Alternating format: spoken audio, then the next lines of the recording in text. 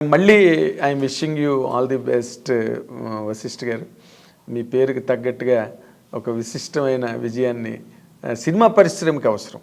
చిరంజీవి గారి విజయం సినిమా పరిశ్రమకి అవసరం. నాకు అవసరం సార్. ఫస్ట్ నాకు చిరంజీవి గారికి ఇంకో సినిమా ఆయన వెళ్ళిపోతుంటారు, ఆయన వెళ్ళిపోతుంటారు ఫ్లో. అవును, ఒక ప్రవాహం అది జీవనది. సినిమా ఇండస్ట్రీ కూడా కాదు, ఒకటి పోతే ఇంకోటి పోతే ఇంకోటి వస్తుంటాడు. బట్ ఈ సినిమా నాకు అవసరం. కరెక్ట్. చిరంజీవి గారు అన్నది ఒక జీవనది. ఆయన ఒక అవకాశం ఇచ్చారు, ఇది నేను ప్రూవ్ చేసుకుంటే నాకు ఇంకో సినిమా ఉంటుంది. ఎస్. ఇప్పుడు అంతా వన్ డే మ్యాచెస్. ఈ సినిమా ఆడితే నెక్స్ట్ డే నువ్వు ఉండవు, ఆడపోతే నేను మర్చిపోయి ఇంకోటి వెళ్ళిపోతారు. అంతే అంతే. ఇక్కడ ఎప్పుడైనా కూడా sex every Friday sir life change అయిపోతే. Yes yes.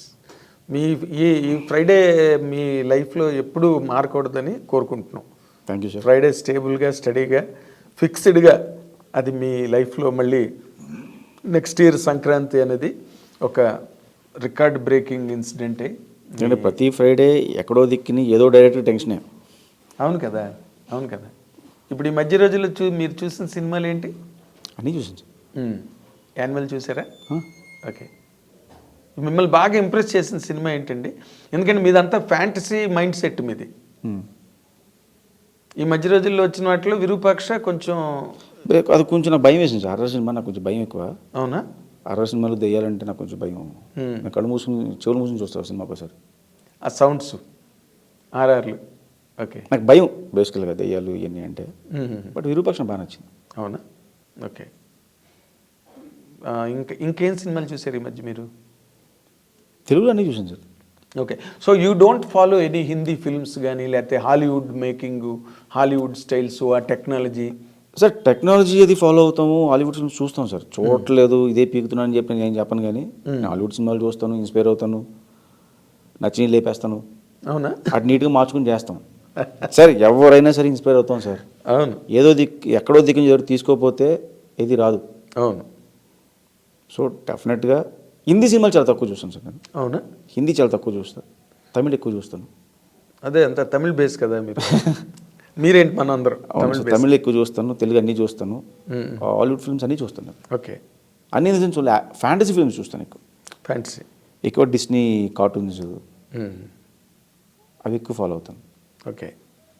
సో మీరు ఓవరాల్గా మీరు ఇందాక మొట్టమొదటి ఇంటర్వ్యూ ప్రారంభించినప్పుడు ఏంటంటే నేను ఎక్కువగా ఎన్టీ రామారావు, విట్లాచారి గారు, కాంతారావు సినిమాలు చూసాను. ఎక్కువ చూసే సినిమాలు అవి చూసి పెరిగాను నేను ఎక్కువ. నాకు బాగా ఇష్టం అవి. అవును.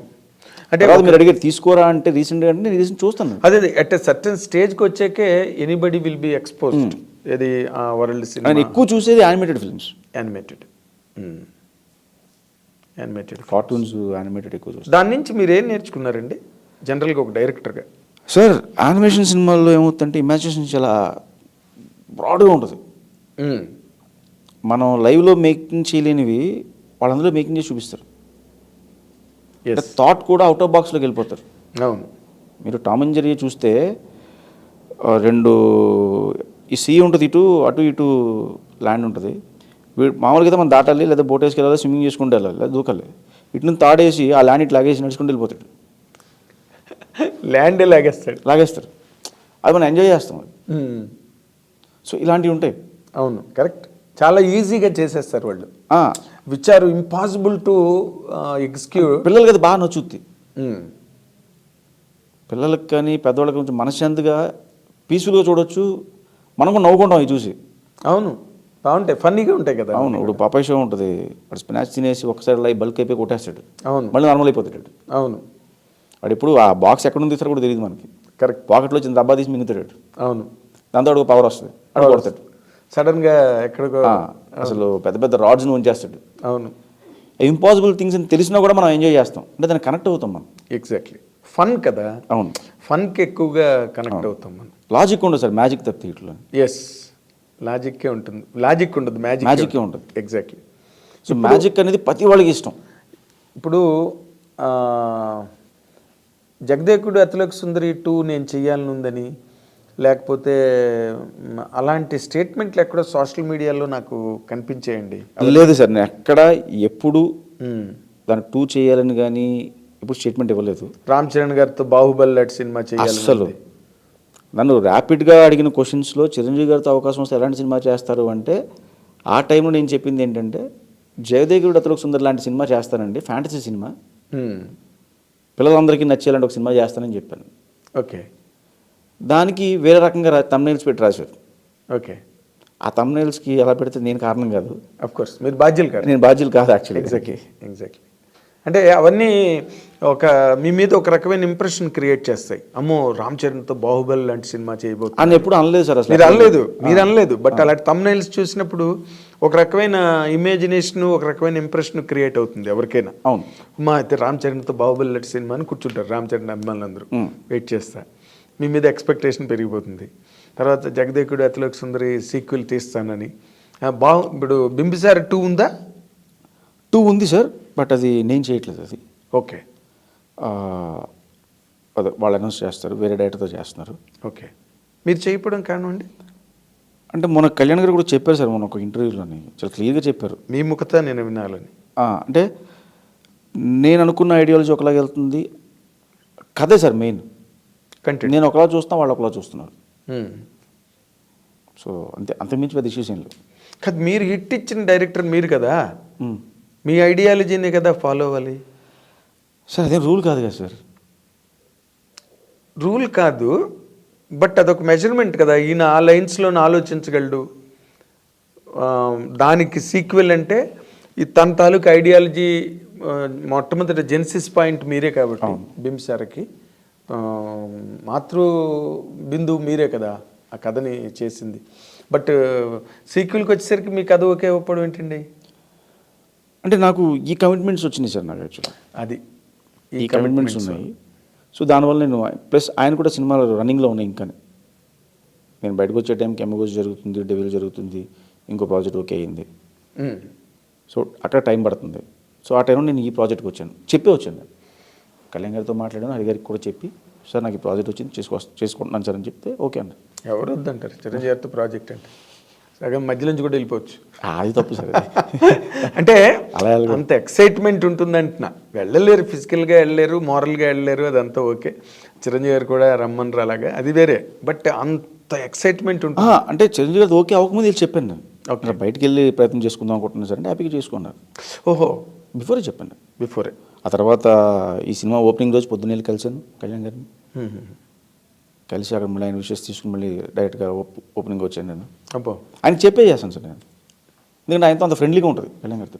మోరల్ బైండింగ్ కూడా ఉందేమో కదా. డెఫినెట్గా సార్. ఎందుకంటే నన్ను నమ్మారు. అదే ఈరోజు నేను ఇక్కడ ఉన్నాను అంటే కారణం దానికి ఇద్దరే సార్. ఒకటి హరికృష్ణ గారు ప్రొడ్యూసరు, 2 హీరో కళ్యాణ్ రామ్ గారు. వాళ్ళిద్దరు నమ్మారు కాబట్టి బింబిసార వచ్చింది. అంతే. ఈరోజు ఎక్కడ ఉండి మీరు ఇంటర్వ్యూ తీసుకుంటున్నారు. ఎగ్జాక్ట్లీ. ఇప్పుడు ఓకే, నా ఫ్రెండ్ కొడుకుగా మీ మీద నాకు చిన్నప్పటి నుంచి ఉండే అభిమానము లేకపోతే ఇష్టమో అది వేరే. బట్ ఇప్పుడు ఒక డైరెక్టర్గా ఫ్రెండ్ కొడుకు అయితే ఇంటర్వ్యూ చేయరు కదా సార్ మీరు. ఇందాక మీరు ఏమా బాగున్నావా, ఏం చేస్తున్నావు చూసుకుంటారు తప్పితే ఇంటర్వ్యూ చేయరు కదా. ఇందాక మీరు చెప్పినట్టే అది యువతల గేట్ యువతల వరకే పనికి వస్తుంది, గేట్ అవతల పనికి రాదు కదా. ఇప్పుడు మీ ఫ్రెండ్ కొడుకు అని చెప్పి కూర్చోబెట్టి ఇంటర్వ్యూ చేస్తే సరే మీరు ఇది చేశారు నేను చెప్తాను, అది ఎవరు చూడరు, ఎందుకు చూడాలి వాళ్ళు? Correct correct. సో ఒక సినిమా ఉంది కాబట్టి నేను నన్ను కూర్చోబెట్టి అడుగుతున్నాను, నేను చెప్తున్నాను, అది చూస్తారు. It's matter of excitement for millions of people. అరే ఏమో టైటిల్ నాకు గడిగడికి నోట్లోంచి అమూల్లోకి వీరుడు అని వచ్చేస్తున్నాయి. బట్ ఆ సినిమా డైరెక్టర్ అన్న ఒక అట్రాక్షన్ మీ మీద కూడా ఉంటుంది కదా. డెఫినెట్లీ 100%. బట్ వీటన్నిటికీ మొట్టమొదట కేంద్ర బిందువు కళ్యాణ్ రామ్ గారు కాబట్టి హరికృష్ణ గారు వాళ్ళ పట్ల మీరు యూఆర్ వెరీ 100%. వాళ్ళిద్దరూ లేకపోతే నేను లేను, ఒక డైరెక్టర్గా నేను లేను. నన్ను అంత బ్లైండ్గా నమ్మి సినిమా ఇచ్చారు. Correct correct, there is no doubt. ఇప్పుడంతా ఇది బిల్డప్ అయిన కాన్ఫిడెన్స్ ఈ రోజున మీ మీద ఎవరికి చెప్పినా కదా. నెక్స్ట్ ఎవరితో చేయొచ్చండి మీరు? మామూలుగా మీకు మైండ్లో ఉన్న హీరోలు ఎవరండి సార్? వీళ్ళతో చేస్తే బాగుంటుంది, వీళ్ళతో చేయాలి సార్, అందరితో చేయాలని ఉంటుంది సార్. నాకు ఆశ ఎక్కువ, అందరి హీరోలతో చేయాలని ఉంటుంది. బట్ ఏమవుతుందో మనకు తెలియదు. అఫ్ కోర్స్ ఏం జరుగుతుందో తెలియదు. కానీ ఇప్పుడు కొన్ని సెట్ ప్యాటర్న్స్ ఉంటాయి కదా. ఇప్పుడు ప్రభాస్ పాన్ ఇండియాలో ఉన్నాడు, ప్రభాస్. రామ్ చరణ్ గారు పాన్ ఇండియాలో, ఒక అల్లు అర్జున్ నేషనల్ లెవెల్లో. వీళ్ళ ముగ్గురులోని చాయిస్ ఇస్తే ఫస్ట్ చాయిస్ మీరు ఎవరికి వెళ్తారండి? ఇంకేమో తెలియదు సార్, ఆ టైం డిసైడ్ చేయాలి. అంతేనా? Okay, good. మీరంతా present and it is also desirable. ఇప్పుడు యాస్టీస్గా మీ చిరంజీవి గారి ప్రాజెక్టులను మీరు మొత్తం టోటల్గా ఇదే సార్, ఇక్కడ అదే, చెప్తున్నాను. అన్ని ప్రాణాలు దానిలో పెట్టి కూర్చున్నారు కాబట్టి